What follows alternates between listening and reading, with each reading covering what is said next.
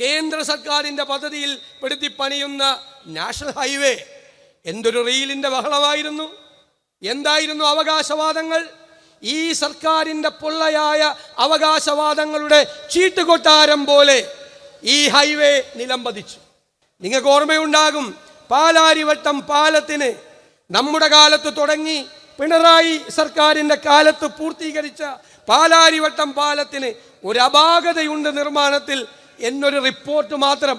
ആ പാലം തകർന്നു വീണില്ല. എന്തൊരു പ്രചരണമായിരുന്നു ഈ കമ്മ്യൂണിസ്റ്റുകാർ. അന്നത്തെ മന്ത്രിയായിരുന്ന ഇബ്രാഹിം കുഞ്ഞിനെ വിജിലൻസ് കേസിൽ പ്രതിയാക്കി. എവിടെ പോയി മിസ്റ്റർ പിണറായി വിജയൻ? കോടിക്കണക്കിന് രൂപയുടെ ഈ റോഡ് കേരളം മുഴുവൻ തകർന്നു വീഴുമ്പോൾ ഒരു പരാതിയുണ്ടോ നിങ്ങൾക്ക്? നിങ്ങൾ BJP സർക്കാരിന്റെ മുന്നിൽ മുട്ടുമടക്കി ഓച്ചാനിച്ചു നിൽക്കുകയാണ്. ഭയന്നിട്ടാണ് നിങ്ങൾ നിൽക്കുന്നത്. ഭയന്നിട്ട് നിങ്ങൾ ഒരു വാക്ക് ഈ കേന്ദ്ര സർക്കാരിനെതിരായി, നാഷണൽ ഹൈവേ അതോറിറ്റിക്കെതിരായി നിങ്ങളൊന്ന് ചുണ്ടനക്കിയോ?